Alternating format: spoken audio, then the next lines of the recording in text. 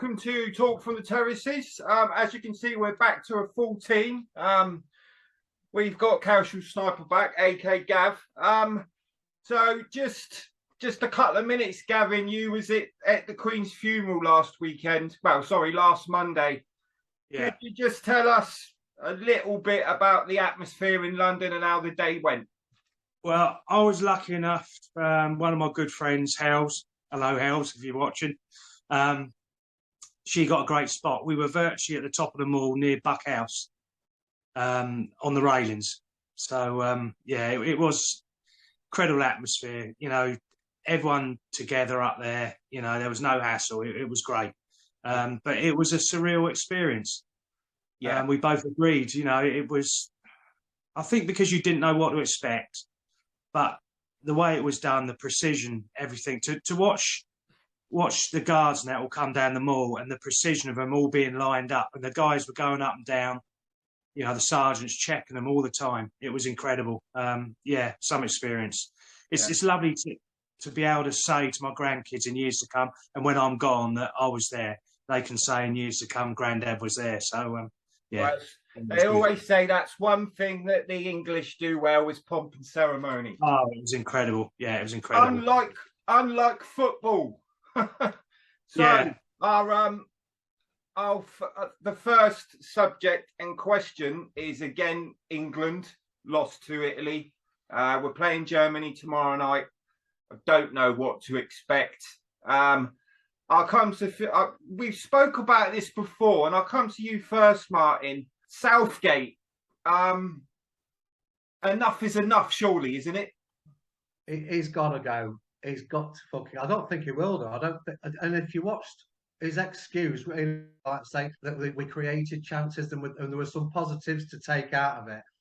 Absolutely. I mean, I did just like a little conversation before we started. Bet I had on Italy. I had a bet on the winner as well, you know, because I do watch quite a little bit of Serie A, the likes of Raspadori, Barella, Bonucci, our defence, and then just the starting 11, you know, it's like fucking hell. I wouldn't have even started with Kane, you know, his top scorer and things like that. You know, I'd have started with Ivan Toney. I would have given him a chance, honestly. Yeah. Yeah. He's got to go, my eyes. He's getting it all wrong. He's not getting it right. The result. It's all about results. It's not about the next chance, because we've been relegated now. Out that is like we're gone. So that's the result. That's the result. That's what's happened. Yeah. You know, and it was full of excuses again. Whether he's that desperate to hold on to a job, because he must have enough money. I don't know why he wants to hold on. I don't know why. But who would we choose next? We've had that conversation before. I don't know the fucking answer. But as far as I'm concerned, you can fuck off. Yeah. I'll come to you, Anthony. We've had a conversation before about not only is he the England manager, but he fits the FA. He fits us, you know, the certain politics that unfortunately do surround the England gaffer's position. We can't really get rid of him before the World Cup, but I can't see what it's going to take to get rid of him, Anthony, because like Martin said, to me, his job doesn't really seem in jeopardy. I won't say it's not in jeopardy, you know what I mean? It's like, you know, it's 5 games now, do you know what I mean? Where we've not had the result. So, I know, and it's all people are talking about. So I wouldn't say his job's not in jeopardy. But, like we just said, you know, it's the fucking World Cup in 2 months, so is it the right time to get rid of someone? You know, and who you're going to get in, and is it going to make any difference for the World Cup? You know, the timing. So I mean, there's that. You know, and like Martin just said, you know, who we're going to get. I've seen names bandied about. You know, Potter, who's at Chelsea at the minute. Is he going to go? You know, is he? You know, I don't really know what he's really done anyway. Do you know what I mean? No. The talk of Eddie Howe, you know, which, you know, he done a decent job at Bournemouth. He's at Newcastle now. He's doing all right. Does he want to leave fucking Newcastle? You know, now they've had all that money injected. You know, and it's just a fucking ongoing debate. Do we want to go down the road of having for a manager again? That's another fucking big debate. You know what I mean? And like you just said, you know, who's going to fit the profile? So You know, yeah, definitely. You know, things have got to change. Things have got to change. He needs to fucking. He needs to sort out whatever's going wrong. You know, but by the same rules, you know, this is how football fans how fickle we are, and this is especially in England there now. You know, we want results. You know, the last major tournament we was in a final. You know what I mean? We got to the final, which we haven't done. We was in the semi-final of the World Cup previous. You know what I mean? So as far as England managers go, you know, he's done all right. He's done all right with the players that we've got. You know what I mean? When he come in, it was like he was giving people he was giving players a chance that I think fucking other managers of the past wouldn't have. Do you know what I mean? So it's a tough one for me. It's a tough, you know. I don't think it can fucking go right now because we're going to a World Cup in 2 months. Do you know what I mean? No, but I don't. That's not true. Yeah, but questions have definitely got to be asked. You know what I mean? Yeah, no, definitely. I 100%. I 100% agree, Gavin. Okay, Gavin, it's interesting. There were some interesting questions that Anthony brought up.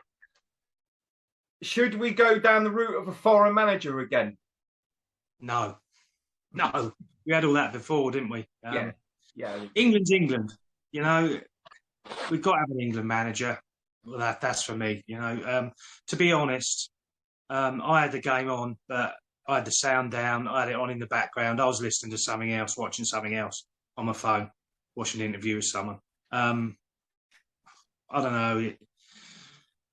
They just looked flat, didn't they? Yeah, and I think, like Anthony said, when Southgate first came in, Southgate was he was getting rid of the old guard and he was giving all the new players. He's gone full circle though, because like you said with exactly, Keane, yeah. But now Keane looked lost, didn't he? He looked absolutely lost. Yeah, and he was tracking back to try and pick the ball up. You know, I don't know. It's quite funny, really. When you look at the Premiership, you've only got to lose 2 games. There, you got the sack. Yeah, haven't you? Really? Yeah. You got the England manager now on a terrible run. And he's lost 5. Yeah, but like, you know, like Martin said, he fits the agenda, doesn't he? He's a yes man. I think that's never going to change with England, is it? You know, that can't be that. There's always 2 things to the England gaffer's job. Okay, I'll just a quick prediction. We're playing Germany tomorrow night. What's the score, Gav? Just lump on Germany. Just lump it on. And obviously, Martin, you bet against your own country. Yeah, I did the other night, Italy.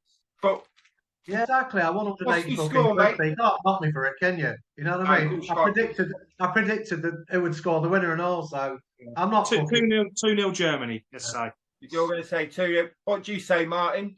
I reckon, right, that I think he'll start. I think he'll start with Kane, but I also think Tony will score 2-1 Germany. I think Tony will score for us. I think he'll start him. And you, Anthony? I'm gonna go for the 2-2 draw tomorrow. Right. Do you know what? I'm gonna completely sit on the fence and say 1-1. I really am. You arsehole. Bottled it. It is what it is. Exactly. I don't bet against my own country though, but so never mind, eh? Well, I've got more beer. Yeah, better your head. Got more beer smokers than I have. Fair enough. Yeah, fair enough. Right. So next subject. Now I've seen this in the news, and I don't know. And I'll come to you, Gav. Seaman is you know that they're allowed out the alcohol. They're going to allow alcohol back on the terraces, right up through the leagues after a 36-year ban. Obviously, the chief of police and everyone are dead against this. So what's your thoughts, Gav? It works at rugby. It works. I mean, they do it at Portugal. I know it's not on the same fan scale, but they do it in non-league. Portugal and that do it. It works as long as it's policed within a reason, I suppose. You know, they're not allowed to stand with it right on the rails and things like that. Yeah, I don't see why not. Other sports do it. Give it a go and see what happens. Yeah. I mean, you, like I said before, I used to go, I was absolutely steaming before I got in the ground. And they used to invariably kick me out. But if ever you got in, you could go straight to the bar anyway. Yeah. You know, and if you didn't want to watch the game, you could stay down there drinking. Yeah, I'll come to you, Anthony. We spoke in a previous episode about even if they do bring beer back on the terraces, no one can afford a pint at the football anyway. Do you think having alcohol on the terraces is going to make much of a difference? Because as Gav said, people are steaming before they get there, aren't they? Yeah, I mean, fucking hell, you know, I don't, not this day and age, I don't really think it'll make much of a difference, you know what I mean? It's fucking banned totally in Scotland. Fucking hell, you've been to a game there, everyone's fucking blottoed, you know what I mean? You know what I mean? And there's no alcohol in the fucking ground, mate, so I don't think it makes no odds, you know what I mean? The only thing it'll do, it'll stop the fucking queues at half time. I mean, I know lads at City, and you know, City as a fucking fan base, they've got a right fucking drink problem. Do you know what I mean? Right. I think that goes back from when we were shit because you couldn't fucking watch them sober in the 90s. Yeah. You know what I mean? I couldn't fucking watch them sober anyway. I think that's why I ended up with a fucking drink problem. But yeah, you know, listen, everyone, you know, it goes hand in hand with going to the football. You're going to have a drink. People are pissed anyway. I see lads that, you know, half time, they go to the bar and they don't even come back fucking down to watch the game. Do you know what I mean? They're still in the fucking bar. They've ordered 8 pints for half time. Yeah. Yeah, you know, like Gav said, give it a go. Do you know what I mean? Give it a go. You know, with they bring in standing back, that seems to be going okay. Give it a go. Give it a go. Do you know what I mean? I suppose it'll end. You know, it'll stop them fucking half-time queues. You know what I mean? Because you know what I mean. You can go and get a pint anytime you fucking want. You know what I mean? And bring it down. So yeah, just give it a go. I suppose. I'll come to you, Martin. Like I've just said to you, if people are going to drink, they're going to drink, aren't they? They're going to meet up at their local. They're going to get steaming. They're going to do whatever else they do on match day, and then they're off to the match. So it's not going to make much of a difference, really, is it? I mean, I'm 56, right, and my mates, they say to me like they've never seen me with a pint glass. I'm not a big drinker, never have been like. So I go down the beer because I don't go to home games anymore, right? You'll get what's called, it'll be fucking rammed right with what's called, it's our singers to play the drums, the chant, the really good heroes, right? They're called the 617, and there's anything between fucking 100 and 200 sometimes, and they'll be ramming, I mean, fucking smashing these beers like them down, and then they all gather outside, get the drums and march down Shakespeare Street around because they can't get a drink in there. They're fucking twatted before they get there. So what it might do is think, oh, well, do you know what? I don't have to get steamed before I go there. Yeah. I can have a couple of beers, then go down there and I'll drink, and then maybe fucking kind of level it out because they don't know the meaning of that. And there's another thing as well, like, you'll be sat in the boozer, say like 10, 15, 20 of us left. The place is empty, right? Fucking half time, they're coming back. You know, if there's been no goals or a place or been 2-0, they're coming back because they're wanting a fucking beer. Now, what they might do, if there's drinking allowed in the ground, still watch that shit football, but with the beer. You know what I mean? It just kind of fucking ease the pain. Makes it more tolerable. Make it a bit more, make it a bit more bearable. You know what I mean? Just so to get you 20 fucking. Because if you're you've only got 10 haven't they? Blur it out. It does. Yeah, exactly. It does numb the pain. Yeah. Okay. All right. So I'll go on to another headline I see that football disorder in England. It's been the highest. It's reached an 8-year high, Gavin. Now I want to know how they reached this and what they call football disorder nowadays. In the 2000s.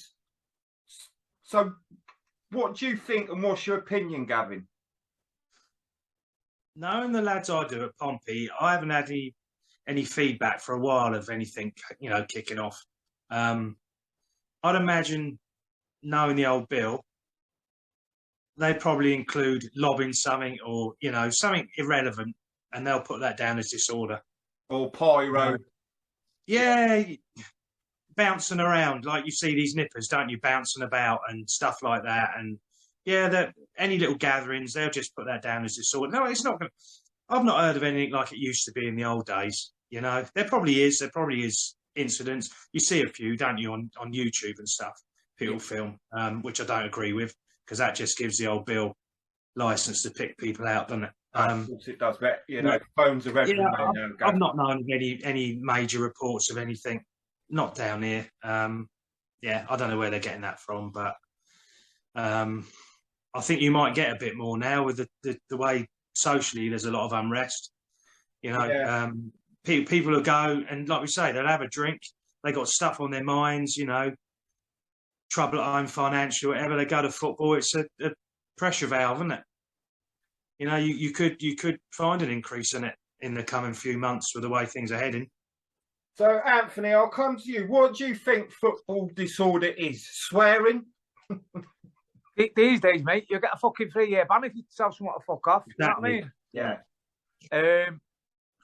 Listen, I've heard of people getting banning orders for fucking swearing on a train on the way to a game, and you're getting a banning order. Do you know what I mean? So yeah, it could be that. Like Gav's just said, you know what I mean. Some of the videos, it's you know, a lot of the youth fucking bouncing about. You know what I mean? In front of each other and fucking, you know, throwing the odd kind of fucking Stella at someone, and it's, you know, so that's going down as disorder. But I noticed a bit of an increase. Was it last season? Just, you know, after the lockdown, when everyone just sort of come back, and there just seems to be a fucking big surge of it going off. I noticed. I know Leeds come back up to the Premiership. Yeah. They was kicking off every fucking way, weren't they? I know they come to Manchester, they played United. And they brought a right fucking mob, to be fair, and they fucking led them all over town. I think they've done the same up Newcastle. So maybe it has, maybe, you know, maybe it's just the figures have just come out from that sort of that return after the lockdown. But I definitely reckon, yeah, you know, the police, you know what I mean, the way things, you know, the way things are at the minute, you know what I mean, you've only got to tell someone to fuck off and you've got a banning order. Maybe that has got something to do with it as well. Yeah. I'll come to you, Martin. Obviously, what Anthony just said, you know, maybe it's swearing, maybe it's pyro, maybe there's more reports, because we'll all remember the football specials when, you know, like the train company didn't give a shit about the football specials, but now they care about how their trains look. And I have seen some pictures on social media of football fans leaving. Well, they called it Weatherspoons on wheels. So what's your opinion, Martin? Do you think it has reached an 8-year high, or this is just stats for stats' sake? Right. If this, right, is an 8-year high, it just goes to show, right, the quell that's been in football. It's I've heard of fuck all for a long time, really. Yeah. Just the odd little snippet. So if this is an 8-year fucking high, yeah, you might have a point there about lockdown, you know, coming out of it like cabin fever and people just wanting to fucking let off a bit. That's a shit excuse, isn't it? A bit of steam off at a game.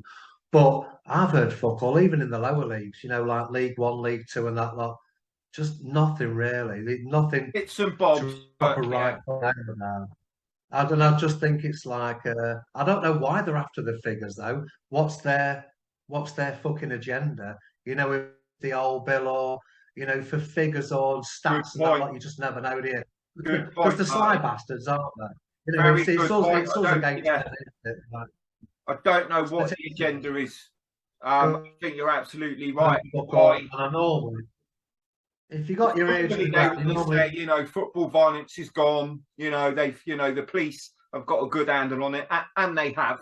You know, let's get it right. But yeah, the agenda thing. Didn't think of that, Martin.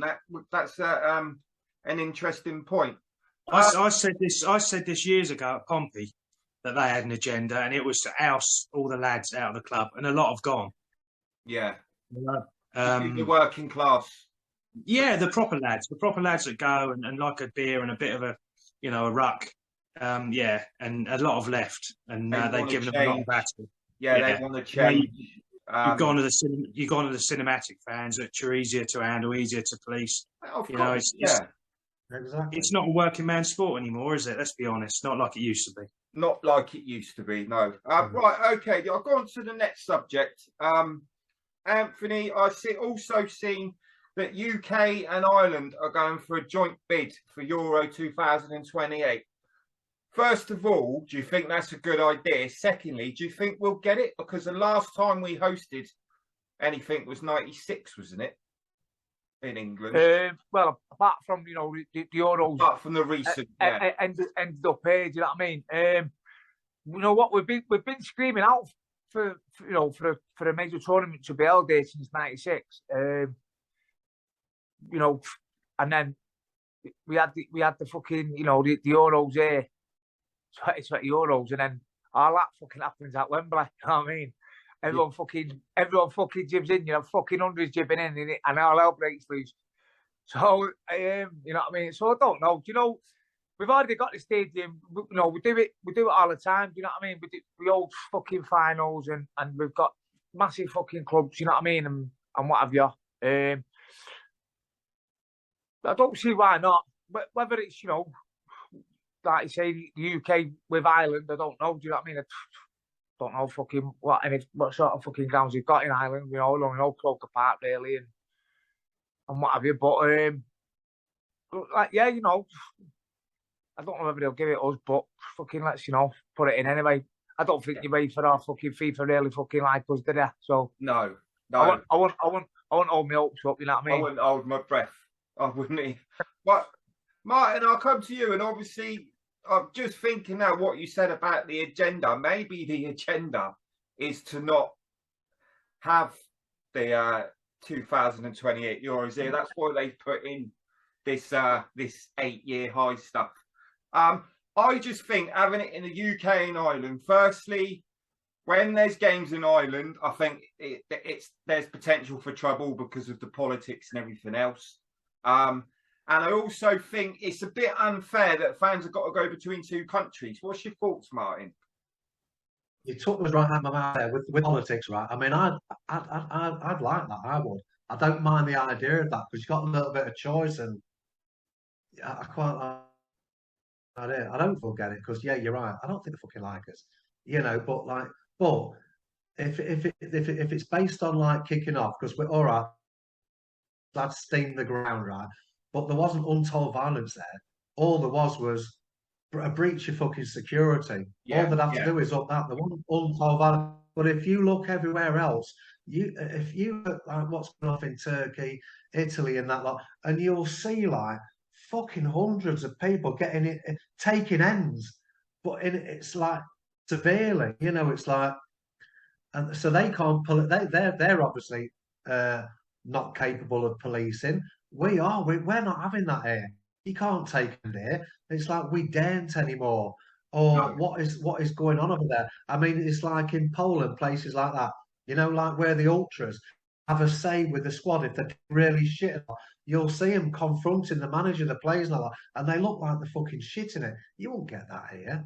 No. So why not? But like you say, England, the East is East. So I don't think we get it. But like you say, we can only fucking hope that we do. One for the renew, the experience, the whole experience of it, and one more last bash, you know, travelling away in big, you know, for the old school. That's what I'd like. I will say about ultras confronting managers. I've interviewed an ultra from Greece, and also other people that go over to Italy and stuff. And ultras, as a fan base, have a lot more say in how the clubs run, and they're also taken a lot more seriously. They're not just like they're not just figured as yobs. You know, they have a lot of say in how their club is run, and you know, all sorts. So absolutely fair play to the ultras, and how they've made their self they get taken seriously. Put it that way. Okay, Gavin, I'll come to you. Do you think we're going to get it, mate? It's the first I've really known about it. You know, when you put it up about the show, I don't know, the way it's run now, it's all about money, isn't it? I mean, Qatar's a prime example. Shouldn't be a World Cup out there. I haven't really got any. I'm not really looking forward to it. The World Cup out there. So I don't know. Like we say, UEFA and FIFA, we're not their most favourite of people, are we? We're not buddies. No, not at all. So, I don't think we've got enough money to be buddies. And probably it's a bit close for us when we had the Euros. You know, okay, it was split between countries, but yeah, I don't know. I haven't really got a big opinion on it, to be honest. It is what it is. Just before we finish up, lads, we spoke about Jamie Carragher last week. He took a fan's phone at Nottingham Forest after the fan gave him stick. Seen in the headlines, Ronaldo has been charged by the FA for knocking a phone out of a fan's hand. So who knows what's going to happen to Jamie Carragher. Right, thank you, lads. Obviously, everyone wants Southgate gone, but I can't see him going anytime soon. And can we get rid of him before the World Cup? And I think the answer's no, really. So there'll be more videos coming from UK Casual soon. It'll be same time next week. So thanks for watching.